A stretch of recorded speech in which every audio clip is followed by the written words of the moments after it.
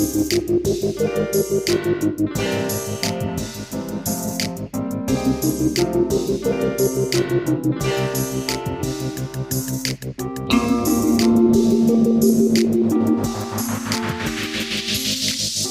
to the Mukilteo Football Show. My name is Miles. And my name is Kirk. And we're previewing the NFC South, our second of 8 division preview episodes here as the season is on the horizon. It's coming up. Yeah. Training camp's coming. 2 months away before we'll be watching relevant football, folks. Oh, yeah. It's a wonderful time. It is fun. The off season is nearly over, though I don't feel like this is a tangent. Okay. Right off the bat. When I was a kid, there used to be like all these like conversation points about how the off season is still going. Right. And now it's like people love the off season almost more than this. There is a whole industry that likes the off season more than the season. Oh, yeah. They like the anticipation, Yeah. it's just like perfect, like, talk whatever you can time. Like, Yeah. I mean, I don't Talk whatever you can. Yeah. Exactly. That's like the heart of it. Like, nobody's right, nobody's wrong yet. Yeah. So you can just go as, as ballsy as you want to. I'm in it to blast my own opinions all over the place and win in my own way, but you can't do that during the season. Yeah. As you know, the NFL season humbles us all. Yes. Every preview. Don't listen to any of these previews October 1st. Exactly, right? After we play 4 weeks of football, none of this matters. Well, let's talk about the offseason, and very appropriately, let's dive into the Atlanta Falcons. Woo! Who made the 2 biggest moves of the offseason. In March, they signed quarterback Kirk Cousins. They won that sweepstakes. Yep. Everyone's thinking Falcons are making a run. And at the draft, with the 8th overall pick, they drafted University of Washington Husky quarterback Michael Penix with the 8th overall pick. And It's still baffling. I still haven't gotten over it. And in May, Yahoo Sports has a headline that says the Michael Penix era begins. So rest in peace, Kirk Cousins era, Yeah. March to April of 2024. You got a month in the off season, and then you're out. Whoa, are we making a run or not? What are the Falcons doing? I don't know. I think this is. They might have just like somebody told them, yeah, you have to sit your quarterback the first year. And it's just like some analytical dude was like, yeah, this is working out. Mm-hmm. If you sit your guy for a year or two, you'll have a Jordan Love, you'll have a Patrick Mahomes, you'll have somebody like Aaron Rodgers or something. And I'm just like, I don't know. Like, I don't know either. It also depends on the talent of the person. It really does. And I mean, it honestly depends on what are all those situations have in common. The quarterback who's the starter is winning football games. Yeah. Alex Smith was winning. That's why Mahomes didn't play. Aaron Rodgers was winning. That's why Jordan Love didn't play. You have to have that. Yeah. You don't just sign a free agent and to just have him come into a new offense and a new scheme and then expect your quarterback, your rookie guy, to learn from that. This is unprecedented. We're doing something really weird here. I don't get it. Now, on the other hand, there are people who say like, oh, take it too far. They're like, Penix won't even play till 2028, or 2029 because Cousins signed a 4-year contract. Like, I mean, he signed a 2-year contract, really. Basically. So, yeah. And if he's bad in season 1, they're going to get rid of him anyways. Exactly. So, no matter what the penalty is, that's just the NFL these days. It's just, I can't help but just feel like they could have used the 8th overall pick to help Kirk Cousins and become a contender in this crappy division that we're about to talk about. Stay tuned. Like, they have, I don't know, they could have just used one more piece. like, why did they not take the best defensive player off the board? I still don't get it. Because the Falcons haven't really had a good defense. Why didn't they take Roma Dunze? Yeah. You got you take is him, there a such thing as with injuries in the NFL today? Is there such thing as too many good receivers? Right. Then again, maybe there's no such thing as too many good quarterbacks. Maybe I just talked myself in a circle there. Right.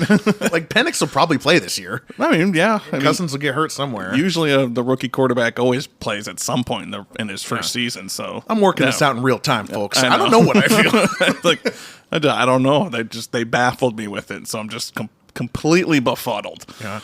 The one of the funny, I forget if it was the Onion or something on the internet. It's like Falcons GM reminded about Kirk Cousins at post-draft press conference. Quote, "Oh yeah, Oh, I met that guy. I talked to his wife. It was, I like it. I signed a huge check for him. Oh, that's messed up. I messed up, guys. Oh, shit. This is the quote from the Atlanta Falcons GM in the I just had to be the Onion or something. Oh, yeah, right? Or maybe it's an actual quote. I mean, who knows what they were doing. But the quarterback, I mean, it's not just Kirk Cousins or Michael Penix that's getting this team to 9.5 over under here that we're about to pick. There's a structure here. There is something here in Atlanta. They've been building for quite a while. They just played below expectations for like the last 3 years. I feel like we've been talking about the Falcons making the breakthrough for about 3 years. Yeah. And they've been 7-10 each one of those years. Yeah. Like ever since they got rid of Matt Ryan, they're like, oh, this might work. Oh, look at all these weapons. Oh, this is going to be nice. And then thank goodness they got rid of Arthur Smith. I mean, he's like, that was not a good coach. Arthur Smith, I mean, what he did is probably save them from 3 straight 5-win seasons or 6-win seasons, got them 7. Yep. You know, with the insistence on running the ball, the insistence on giving it to Tyler Algier instead of Bijan Robinson. Why? Throw targets for Jonnu Smith instead of Kyle Pitts. Why? Fantasy football players are just saying, you know, they're holding up their hands. Oh, yeah. Preach, brother. Like, because this guy, so long, Arthur Smith. Yeah. Where did he go? Is he Pittsburgh? Pittsburgh offensive coordinator. Sorry, by bad luck, Pittsburgh. And why he's the offensive coordinator, I don't know. This guy's ridiculous. But Bijan's a great running back. Yeah. 1,500 scrimmage yards his rookie year. He absolutely blasted out. Yeah. Drake London, great receiver. Yes. Drake London hasn't had the chance to shine yet. I'm glad you said that. I'm big on Drake London. He was 69 catches, 905 yards. Okay, nice. Yeah. To me, that's a hidden breakout. That's easily 1,200 yards if he has a quarterback. Yeah. He had no quarterback. He had the worst quarterback in the league. Yeah. I feel like there's a hidden breakout there that's just in front of our faces that just not quite on the stat sheet. He's doing that with Desmond Ridder for crying out loud. I know, that's what I'm saying. Yeah, like that was good and that was productive. I think the most disappointing guy, and I don't know what I think about Kyle Pitts yet. Tight ends usually take a while, but I'm also like, I don't know if he's actually going to be good. It's a question. I'm worried. Like when we talk about superstars and weapons, Bijan, Drake London, I'm all for it. 100% down. I love these guys. Kyle Pitts, I'm like, Yeah. I'm big on Pitts. I think you think so? Okay. Like you said, tight ends take forever. He has put up some numbers, you know. I mean, it's just he hasn't scored touchdowns. That's his biggest thing, but like I'm not too worried about that either. So I guess, is it his fault that 70 targets went to Jonnu Smith last year? Right. Or because it could be him underperforming. Oh yeah. But if it's not his fault, then I have great hope for him this year. Yeah. Plus, like, 4th-year tight end is so common a breakout. I mean, Evan Ingram broke out in his 6th year. Yeah. Kelsey was definitely 4th year. I remember drafting him in 2015 and him being a complete bust. Everyone hated him. Yeah. I mean, yeah, and then, Hawkinson didn't do well until he left and went with Kirk Cousins and the Vikings. Yeah. So, I mean, it takes them some time. And Cousins does love his tight ends.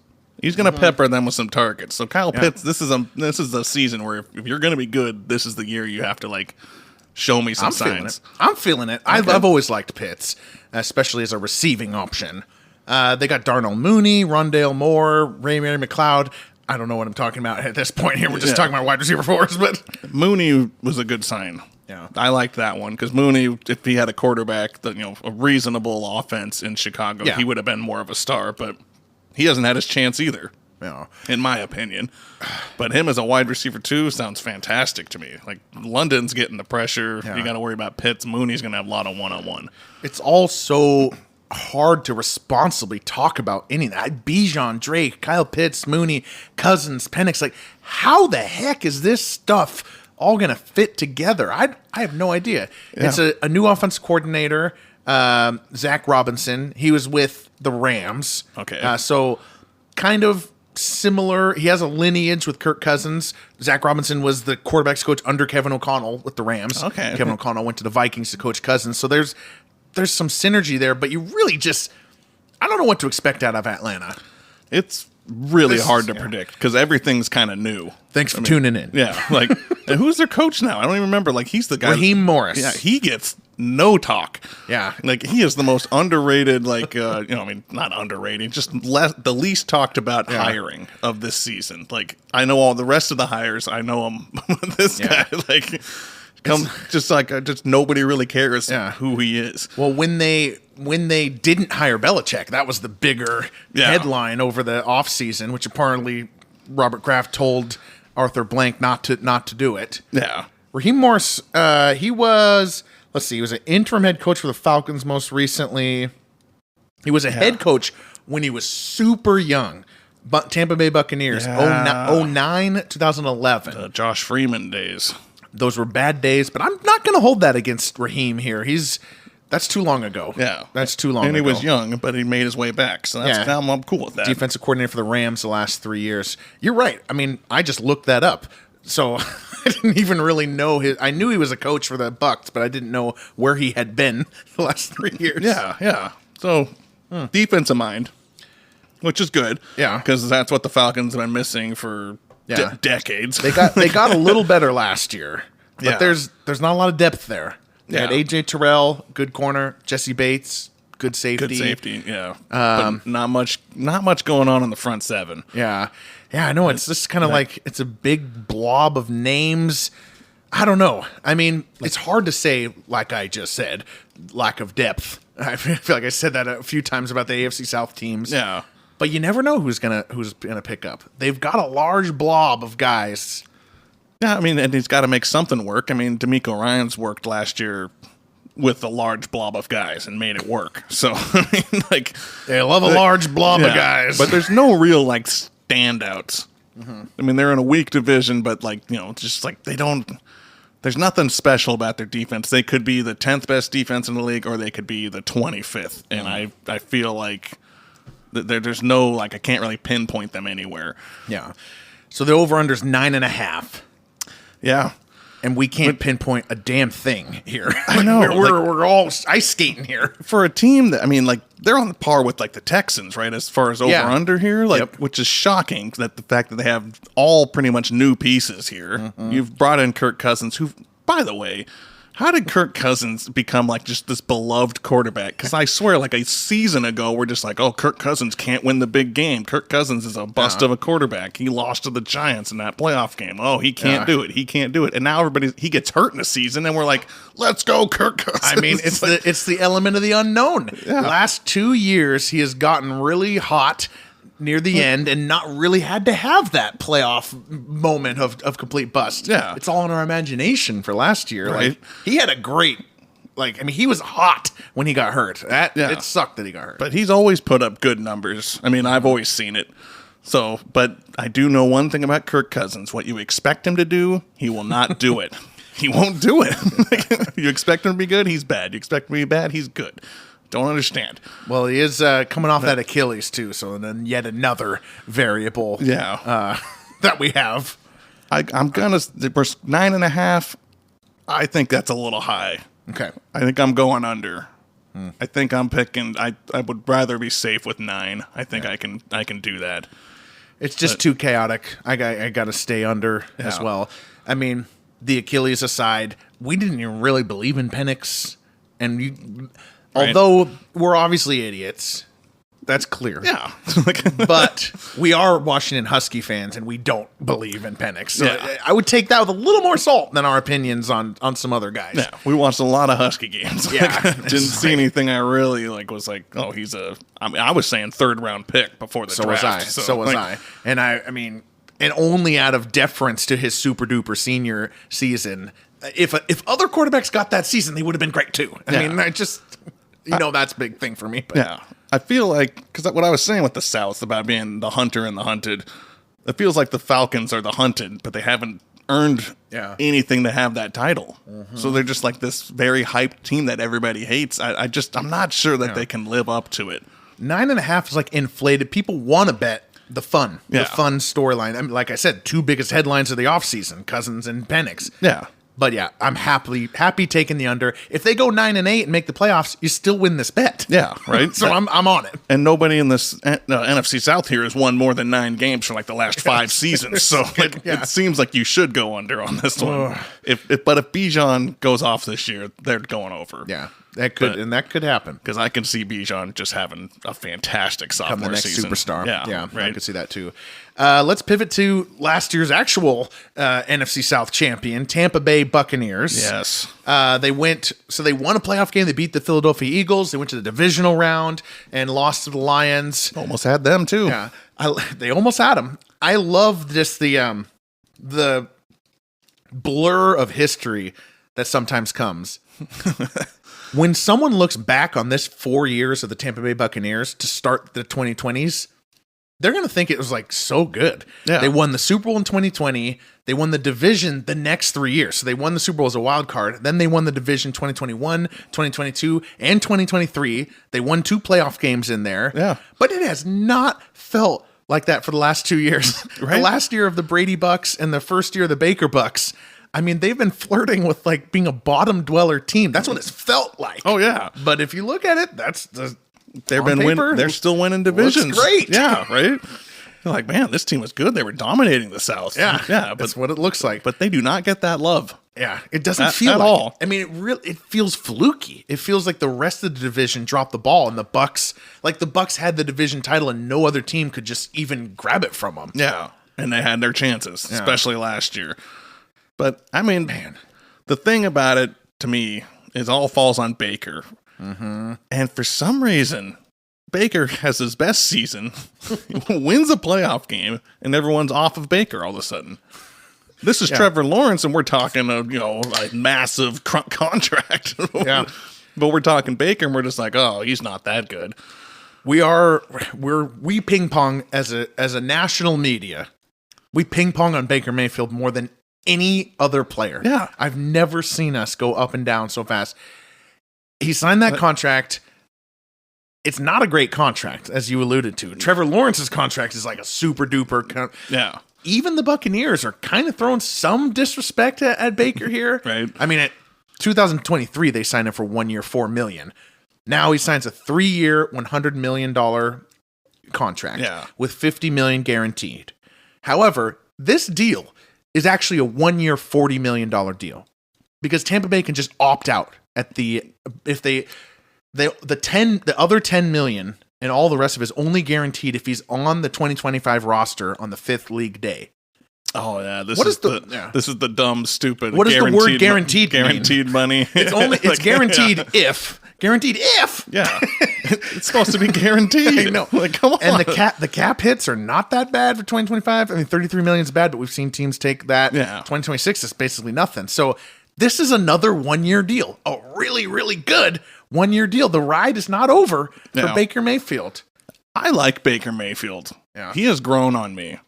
I mean, like when he got drafted, I was like, "Oh, the Browns." I don't know. Yeah, I mean, they might have taken the wrong guy, but he got the Browns to a playoff. He won a game, and for only God knows why they got rid of him. They're like, "Here's the guy that finally broke the playoff drought and won us a playoff game. Let's get rid of him." The way that he was treated by the Browns is so weird. And then he bounces around. He does fine everywhere he went. And then he comes to Tampa and gets a chance. Like last year we were talking, Baker Mayfield might not even get the starting job over Trask. Yeah. And I was pleasantly surprised with what Mayfield did. He is very resilient. I'm starting to like his attitude better now. Like, I'm a Baker fan. Yeah. I love disagreeing with you, but I can't in this case. The totality of Baker's inconsistent consistency, for lack of a better word, like since 2018. Yeah. We're now like 6 years into this thing. Yeah. And it's always the same guy. He can do it if the pieces are right. And he's been treated way worse than that by the Browns specifically and the Panthers too, frankly. Oh yeah. He's also gone through 9 offensive coordinator changes. 9. That's incredible. And the only thing keeping this coordinator, because the Bucs offense coordinator last year is now the coach of the Panthers. Yes. So another change. Yep. But the only reason this isn't Baker's 9th offensive coordinator in 7 seasons is because this guy, I wish I had his name, but he was the Rams offensive coordinator when Baker started like 4 games there. Okay. So he's not a 9th guy. He's got some familiarity to it. Yeah. But still, like, man, we cannot see Baker Mayfield with any type of consistent offense. We've never seen it. Never. And he had duds last year. Yeah. I mean, let's be honest. Yeah. He had some games where he sucked. He was awful. But I mean, we're talking Tampa. They haven't really changed that much. The pieces are still there. Mike Evans, Hall of Famer. Chris Godwin, I'm still waiting for like a massive Chris Godwin season, but he is definitely a competent number 2 receiver. He's reliable. They brought everybody. Levante David, linebacker. Yes. They signed him. They signed all-pro safety Winfield. Yeah. That was the story. That's the other story of their offseason. They brought him, everyone back. Baker, Evans, David, Winfield. Keep him here. Vita Vea up front, Big Vita Vea. Like they're solid. This is a solid team that just like keeps winning the division, but we just never give them any credit because it's always 8 wins or 9 wins. Yeah. So they're just like never get hyped. Yeah. They won a playoff game last year. Yeah. Like, why is this team at a 7.5 over and under? I don't understand. God, like it's the same team. It's weird. It is weird. I mean, Mike Evans comes back after we spent the whole season talking about him not coming back, and here he is. He's gonna, if he gets 1,000 yards this year, which he has in the last 10 seasons, he'll move up to 23rd all time in receiving yards. Dang. Right with Art Monk, right with Steve Largent, right with Jason Witten. Ever heard of him? Yeah. Like, it's just so. He's the most underrated receiver that might have ever been. Are we Tampa Bay fans? This is stunning. I'm like slowly turning to it just because I like the veterans they kept. They're young in other pieces, which I also like. They've got some edge rushers and corners that, while that you could say that about every team, I feel like there's some potential here. Yeah, I mean, I like this team. I think it's pretty good. I think it's pretty solid. I mean, I like the running back too. I like Rashad White. I think he's all right. Like, he's nothing special, but he's still young. It's his 3rd season, maybe 4th, but he's going for contract at this point. He was the bell cow last year. So, I mean, there's consistency coming into this season that the Falcons definitely don't have. They're a whole new team. They get hyped up. They expect to win the division. Here's the defending champs who aren't going to get hunted. They're still hunters. Yeah. No one respects the Bucs, and they won the most boring Super Bowl too. The 2020 COVID Super Bowl, the only non-competitive Super Bowl for the last 15 years. Right? I guess except for the Seahawks Broncos. Yeah. I still think of that as a good one. I know, but it was good for us. Yeah, it wasn't for anybody else. The Bucs are flying under the radar here. I don't even think there's any suspense. Over under 7.5 games. It's over. I'm guessing we're over. It's got to be over. They're on the par with the Titans right now. I mean, yeah, the Titans were 6.5? Yeah, and the Bucs are 7.5. Any other team had a decently good quarterback that wins a playoff game heading into the next season is overhyped. It's almost guaranteed to be overhyped. Yeah, except for this one. I don't get it. Is it the nationwide commercials? It might be. It might be. I feel like, honestly, part of it for me, the Baker journey, not the commercials, though it is part of the commercials, actually. But remember when they had the NFL 100 commercial? Yeah. With all the legends, and Brady hands all the rings to Baker? Yeah. Instead of Mahomes, instead of we had Baker there, as if he's going to be the next great quarterback of all time. I feel like we are just having a hard time wrapping our heads around the fact that Baker Mayfield is not the next Tom Brady. He's the next Kirk Cousins. Probably. Yeah. If he could get a freaking offense consistent, if he could have just a normal consistency throughout the season. Second year with an offensive coordinator is all I want for Baker Mayfield. Right. I'll judge everything on that year. I mean, Baker plays well when everybody doesn't respect him. It just kind of puts a fire under his belly. Yeah. He's a competitor, so I'm a Baker fan all of a sudden. Okay. I just weird. I never thought. I did not think that was going to happen. Me neither. So I'm also going over. I believe in the offensive line for the Bucs. Yeah. Not as much as I did in 2020. I mean, they're aging out of it, but Wirfs from right tackle to left tackle is one of the best. Yeah, I'm gonna happily go there. They're solid over the board. There's no way this team isn't flirting with 500. Yeah. I can't see them going to 7 wins. There's just no way. Yeah, I think the story of the Buccaneers season will be the health of their defensive stars. You know, I think just like because Jamel Dean, Jordan Whitehead's still there, like you said, Vita Vea. They keep those guys healthy. All their young guys can be young guys within a structure of superstars. Yeah. And, there could be something here. The Todd Bowles defense, you got a good coordinator. I know he's your head coach, but let's face it, he coordinates the defense. Pretty much, yeah. Okay, we're huge on the Bucs. I would say that's the only downside of them is Todd Bowles as the coach. Yeah. I'm not a big Todd Bowles fan, but I still think he can win a division with all these veterans in there. Yeah. So I think there's enough consistency to do it. Yeah. Gosh, talk about a tale of two different previews between the Falcons and the Bucs. Right? We had no idea what to say about the Falcons. The Bucs were like, we just feel sturdier. And I think we just like that. I know what to expect. Yeah. Falcons, I have no idea what to expect. They can plummet or they could, shine. Yeah. I have no friggin' clue with them. Well, here, let's go to the Saints. I know what they're going to do. They're going to be mediocre. I didn't even want to talk about the Saints. You were coming over. We're going to do 2 podcasts. I still had to look up stuff on the Saints. I just don't want to. Don't even want to. I don't want to talk about the Saints. They're the Titans for me now. The Titans were always a team you did not want to see on TV. You're like, oh, boring. Right. It's the Saints for me now. Yeah. It's just really sinking in. The Drew Brees era is gone. Yeah, it's over. It's over. This is, we are in the Patriots' dead land at this point. It's Yep. amazing that they've kept afloat this long. Yeah, they've kind of been like, honestly, they're avoiding drowning by just flailing wildly. Yeah.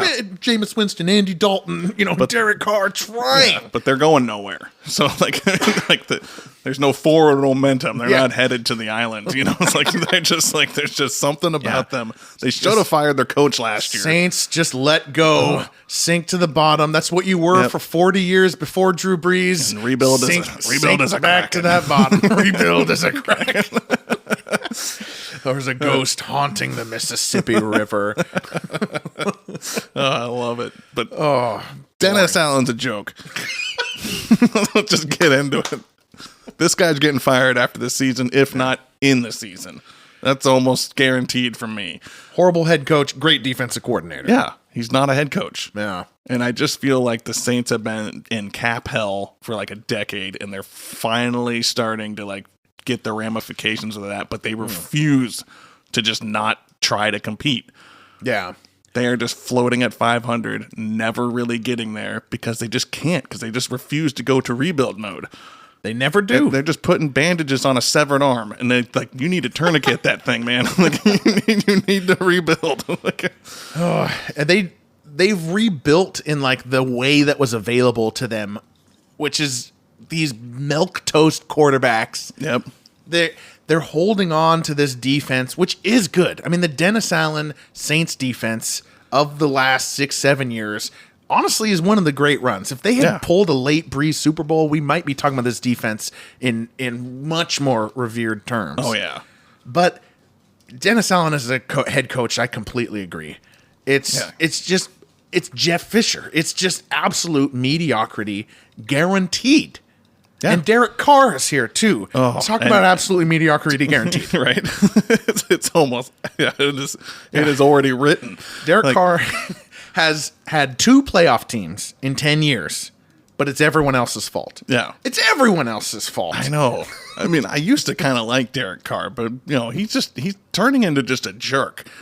Honestly, he kind of is a jerk because first of all, his attitude to his receivers on the games. Oh yeah. And then he's got an online team that really is pissy all the time. Yeah.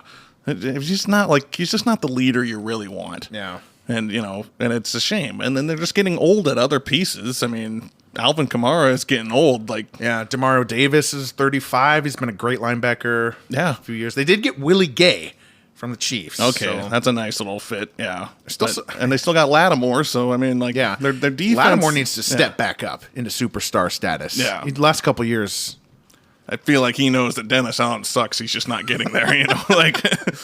But there are pieces. I mean, Chris Olave is a good receiver, but it's not enough. This is always the story I mean, this is the story of the Saints, right? It's really it's not even post Breeze. It's those last few noodle arm Breeze years. Yeah. It's just we're always got these pieces that are gonna get us at least some, but they're just there's no teeth to the whole team anymore. Yeah. They're not feared. Yeah. And this is a franchise, again, that went to the playoffs 5 times in 39 years before Drew Brees. Yeah. There is not a structure here. The Drew Brees thing, although much of us, including me and you, have grown up with the Saints as good, they usually suck. Yeah. They're usually the Lions. They're usually the Browns. They're right with those teams. They called them the Aints. The Aints. Right? Like Great. that was their nickname. So they were awful. But yeah, I think they're headed back towards that, and they've been refusing to accept it. This year might be a year where they have to. I don't know. I mean, it's a lobby. I don't even remember who the rest of their receivers are. Like, if Michael Thomas is still there, no way. Gosh, let's see. No, he's not. Okay, Rashid Shaheed is there. Okay, Equanimous St. Brown is there. Kirk, Cedric Wilson. Yeah, not jumping off the page. The wrong St. Brown. Yeah, it's the wrong St. Brown. Yeah, nothing. Why can't you be like your brother? Yeah, nothing special. Yeah, just nothing really flashes off the page for me. So offensive coordinator change to Clint Kubiak. I like the name. Yeah. So this is Gary's kid. Then? Gary's kid, trying for some of that Shanahan magic. Though a lot of nepotism in NFL hires. I know, right? Concerning amount. But I almost feel, here's a tangent. Sorry. No, I'm ready. But nepotism in football coaching is not just about like good old boys hiring each other. It's also about who would devote their life to the things you need to know to be a coach, other than the kids of coaches. Right. It's not a natural path. Yeah. I feel. I don't know. You're just in that building all the time. That's what you get to know. Yeah. That's just everyone grows up wanting to be a football player, right? Everyone. Yeah. But to have like that long coaching exposure through your whole life happens to the kids of coaches. That makes sense. Yeah. So yeah. I guess that's my case for nepotism. We're pro nepotism in the NFL now. Yeah, that's correct. All right. That is fair enough. Over under for the Saints is 7.5. Same as the Bucks. 7.5. After absolutely ripping them, I'm gonna say 8. Okay, so you're going the over. Wow. They stay mediocre. 8 and 9. 8 and 9. Classic. Just enough to give you hope for the next season of mediocrity. Yeah. But you've got to fire your coach after this year. They got to. This is a scary one. This is a tough number. I am going to take the under, though. I think it collapses here. Oh, you think so? Yeah. I've never believed in Derek Carr. Derek Carr pads his stats. If you ever watched a game with Derek Carr, you wonder why. He's very aware of perceptions of him. He's padding his stats. The team doesn't even need it, but he's getting yards. He takes deep shots, I think, just to get his average depth of target up. Yeah. Like, that's my own feeling watching the game. It's different. That's the thing. What he's doing is different than what the team would normally do. What it would take to win and what it takes to just look good. Yeah, as your own individual self. Derek Carr plays for Derek Carr. Yeah, but I'm going 8 and 9. Okay, just because they've got mediocrity written all over them. Dennis Allen, Saints lore. Derek Carr is a 500 player. Yeah.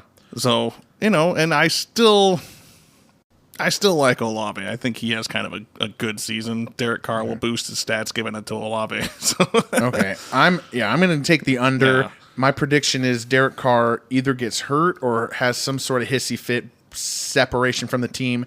And I'm looking at the backup quarterback, and it is Jake Haener, Haaner. Uh-oh. So I'm going to say Haener leads them to the under on this one. Oh, man.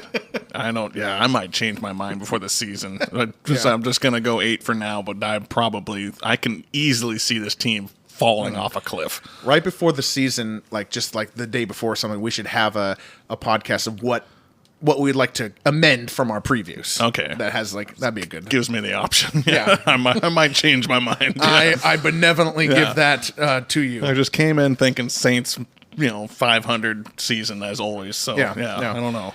All right. Ready to Or to just yes. Yes. We thought we were negative on the Saints. Dun, dun, dun, dun, dun, dun. Let's get to the bottom dweller, worst team in the NFL, the Carolina 2-15 Panthers. Oh, God, this team sucks. After a horrific 2023 season in which, this is a true stat, they never had the lead for a single play in the fourth quarter of any game across 17 games because their 2 wins were last-second field goals. Yep. And probably more importantly, they played their way to the first overall pick that they didn't even get to have because they traded it last year for Bryce Young and gave it to the Bears, who drafted Caleb Williams. And we are just in hell, Panther fans. I know I'm not a Panther fan, but just I sympathize with you. I know, I really do. I'm so sorry that you have to go through this. It is awful, and just that pick is going to go down in lore. I mean, it's like if Caleb Williams becomes a superstar and Bryce Young continues to falter, I mean, it could outdo everything. Yeah. I mean, even it could outdo Sam Bowie over Michael Jordan, because at least the Blazers, got back to the NBA Finals only 10 years later. Yeah. So he's still productive, but this is looking really, really dark, really, really bad. I mean, like, you are in for a decade of like you're in rebuild mode, and you might have to rebuild off of that. Like, you might have to just let this play out and then have to rebuild again. And it's also the bad ownership that is here. The common thread that worries us for the future. We finally got rid of Dan Snyder as the worst owner. Yeah, and now we have this guy, David Tepper. Who is, I mean, he is the classic NFL owner who just needs to be humbled in his first 5 years and will eventually cool down. Arthur Blank needed to be humbled in the early 2000s. Shahid Khan, the Jaguars owner, he kind of needed to be humbled, and he stepped back.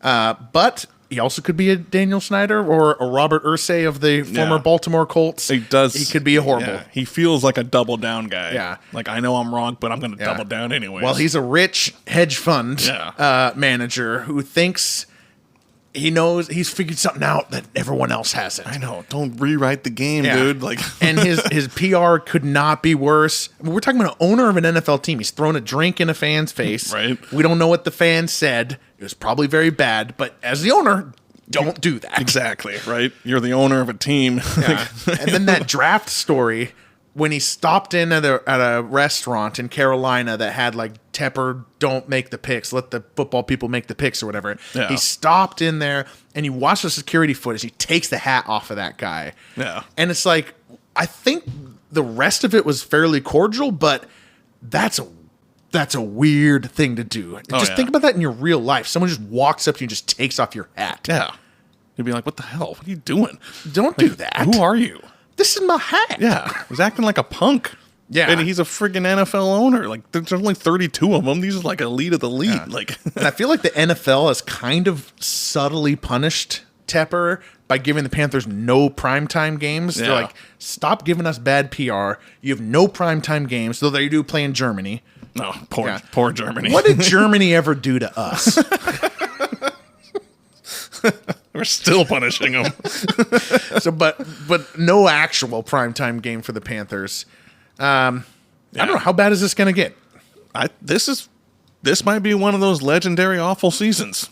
This might be one of them, because I don't like what they've done with the roster at all. I mean, let's just rip Bryce Young real quick. He's too small. He's small. Too small. He looks like a little kid out there with freaking Giants.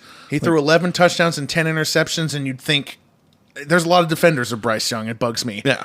The guy sucks. And sucks. That's really bad. 11 touchdowns. He threw like 500 passes. Yeah. Like, it's not like he missed time. Yeah. Like, he got all of them about 5 yards from the line of scrimmage. Right? Like, this guy he couldn't even get a touchdown a game. Ugh. Like, that is legendarily bad. I mean, and he's the number one pick. Mm-hmm. He was the number one pick. Yeah. And you can blame the offensive line all you want, or he didn't have weapons all you want. Anybody could have thrown more than 11 touchdowns. Yeah. I don't care. They could have played Andy Dalton all season, and he would have got more than that. If you're the number one pick, yes. You got to do it. Yeah. You got to show some sort of flash. I didn't see it. at all. You got to pull a Winston, a 30-30 if you need to. Yeah, go for it. Show that you can do it and that you need reins. And Bryce Young, he can't. And like you said, the roster, have they really done that much? I mean, you got Deontay Johnson, disappearing man of the Steelers for a lot of receiving days. Yeah. So, like, I mean, that's not a huge upgrade or anything. Thielen's another year older. Chuba Hubbard, Miles Sanders. Their big free agent signs were at the offensive line. Yeah. Robert Hunt from Miami, Damian Lewis from Seattle. I mean, I can tell you, Damian Lewis, you shouldn't be excited about him, Panther fans. Yeah, we've been complaining about our line forever. Yeah. He's part of that. And Robert Hunt was like a 6th rotational guy for Miami before he became really, vaunted. But this is on paper. This is not enough. Yeah, and this has been the whole offseason focus is let's make the offense better. And they absolutely ruined the best part of the team, which was their defense. The only reason they won 2 games last year is because their defense was competent. But they got rid of Brian Burns, they got rid of player for a 2nd and a 5th round pick, which is just insanely awful. That's another thing, is like not only the Bryce Young and Caleb Williams thing, but the Burns trade. Yeah. And it comes on the heels of DJ Moore being thrown in to the Caleb Williams trade, what we now call the Caleb Williams trade. Yeah. And Christian McCaffrey being traded away at midseason. Like the Panthers didn't even get a 1st round pick for the accumulation of McCaffrey, Moore, and Burns. Yeah. Somehow. I don't know how. That's all on the owner. But it was clear this offseason everything is about making the offensive better. You drafted you hired an offensive-minded head coach, which I'm still like, that's the best you can get, was the Tampa Bay's offensive coordinator. Like, come on, what are we doing? The team that barely made the playoffs. Yeah. And they didn't shine that much, and this guy isn't head coach ready, in my opinion. I don't even have his name. Let's see. Oh, Dave Canals. Okay, yeah. Well, I don't know. He was an obscurity before he was offensive coordinator. Is he a yes man? Do you think this is a yes man hire for David Tepper? Yeah, I think so. Honestly, absolutely. My gut is that. I mean, we don't know these people, but he's an absolute yes man. Yep. I was like, yes, absolutely. I mean, the ground game's not that good. I used to like Chuba Hubbard. But I did too. I hope he gets off of this team at some point. That'd be nice. But, I don't see this going up at all. The guy they drafted, the receiver, I forget his name. Let me look it up for you. I mean, he's going to have a terrible start to his career. Oh, and I like him. Xavier Legette out of South Carolina. Seems like a very charismatic young man. Have you heard him talk? Mm-mm. Oh, everyone go to YouTube, look up Xavier Legette, like first press conference or something like that. You will be smitten. You will be charmed. This man's got charisma. I'll show it to you after the podcast. Awesome. Yeah. So I got one guy I like on Carolina. And it's going to be that guy. Seen that yet. I haven't even seen it, but Miles Sanders, they paid him too much money to bring him in last year. He's not even going to start. He's on these below Chuba Hubbard on the depth chart here. He's not even really that good. I mean, there's a reason the Eagles got rid of him. So, I mean, I just there's no real upside with this team, even though they're trying to sell that to us. Yeah. They're really, really trying to sell that to us. We could feel the sell. Yeah. I could feel the sell happening. And I'm just like, I don't think any of these pieces got better. Signing the offensive lineman was just to say, oh, we signed offensive lineman, we must be better now. I'm like, no, that's not how things work. Yeah. Just because you put money into it doesn't mean it actually plays out the way you want it to. We deal with this every year. Free agent offensive line is like catnip to team previews. Yep. But not on the Mukilteo Football Show, folks. Nope. We see through the lies. No. You can't just plug a guy in and say, oh, everything's better. Yeah, say, oh, we paid this guy $50 million, therefore he's better. Like, you ever heard of Big Bust before? Yeah. Right. All right, their over-under is 5.5, Ooh. Which is not the worst. That's not the worst. Patriots are 4.5. Oh, my goodness. And Broncos are tied with the Panthers at 5.5. So, at least in terms of Vegas, they do not have our general sense of the Panthers as the by far bottom dweller. So those offensive lineman signings got him up Robert one. Hunt, got him up one. Damian Lewis tricked him. There's no way this team wins that many games. This team is the number one pick. They'll actually get to use it this year. It'll be another bust. Yeah, and I recommend drafting a quarterback. Sorry, but Bryce Young is going to be legendarily bad. Yeah. He is the next Jamarcus Russell. Yeah, I got to take the under because I do not believe in Bryce Young. I just don't. And the best thing that can happen to the Panthers is Bryce Young doesn't play. I don't want anyone to get hurt, but that somehow Andy Dalton gets on the field. Yeah. And that is the best thing. Isn't that sad? The best, again to reiterate, the best thing is Andy Dalton getting onto the field. Yeah. I'm sorry, Carolina fans. And there's just no hope. If you have a meddling owner, I'll take the under. Yeah. There's no way you are not at least a top 5 pick next year. Yeah. Maybe they beat somebody out, but this team, this is a bad rebuild. Yeah.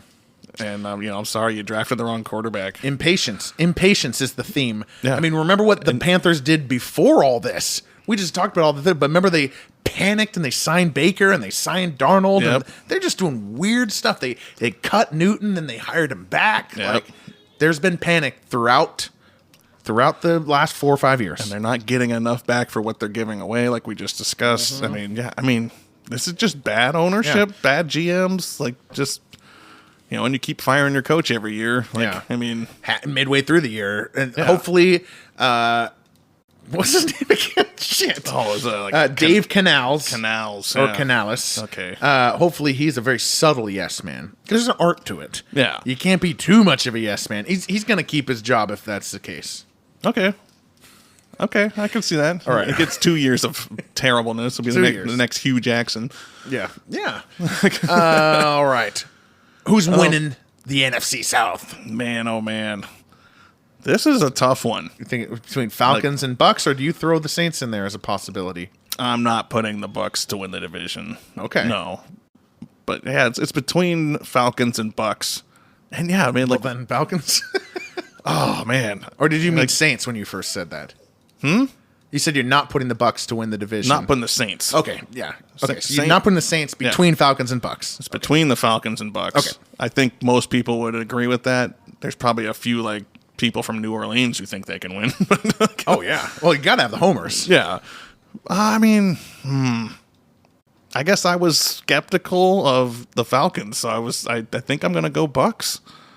Nice. I mean, I'm not like super confident in it, but Kirk knows a Kirk. and Cousins I'm ain't picking the Bucks. I don't think the Cousins are going to lead this team first year to the playoffs. Yeah. I think he's going to, it's going to take some lumps. Yeah. I'm taking the Bucks, too. Ooh, I agreeance. won't be surprised if somehow the Falcons are able to click. And by click, I mean go 9-8. Yeah. Because I don't think the Bucks are going much over the 7.5. So there's there's a lot of room for error, but I think the Bucks are just going to grind it out again. Yeah. That's what I can see. And when we talked about this whole division, now that we've done the whole thing, this has got to be the weakest coached division. Like there's not a good head coach in this division. That's a good point. So the second they finally just one of these teams is like, yes, we got a good coach. Like they put someone in here, then maybe we have a 10-game winner that can take the division. But until then, I think we're still stuck in 9 games, 8-game winners. Like I don't know. Yeah. And I like the Bucks. They stayed consistent. They're not wild cards. I can see them just grinding it out, like you said. Yeah. I'm willing to say that Raheem Morris. I'm not going to call him a bad coach yet. Okay. No, I think he could surprise. And Todd Bowles, like you said, is perfect for what he is, which is managing that particular ship in Tampa Bay. But I'm going to go Tampa Bay too. Yeah. Yeah. I mean, I'll be honest. I would love to see the Falcons absolutely crush it and be like, that'd be fun. Like, let's That's go. a great. I'm glad you said that. Like 12-win team, Dude. and it's like Bijan's rocking, Drake London's doing fantastic. That would be so fun because it's like it'd be like they drafted Pitts in 2021, London in 2022, Bijan in 2023. They dropped in a quarterback and they're flying. Yeah, Like, that'd be cool. Yeah, I would love that, and I like it when Atlanta has a good team. Yeah, Aesthetically pleasing. They get all field. hyped. Yeah, aesthetically pleasing. Field. I love a primetime game in Atlanta. You and your fields. Hey, there are certain fields that just when the primetime game is there, you're just We're just gonna have to do a whole episode on just the ranking of the 32. I could fields. honestly probably aesthetically when I talk about aesthetics, I'm talking about the TV viewing experience. Yeah. I'm going to do that. I'm going to do that. Yeah. I like that. Yeah. So, okay. So we're both going Bucks. Yep. But I think we both would rather see the Falcons. Yeah. I think Falcons would be more fun. Yeah. All right. Well, that's a good NFC South. We'll be back. Well, live on air. Oh, yeah. What do you want to do next? North, East, or West? Oh, man. Okay.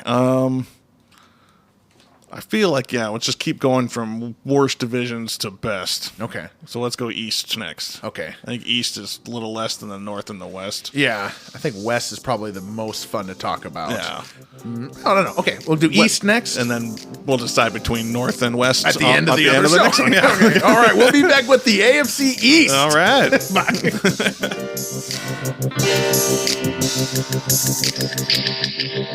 Bye.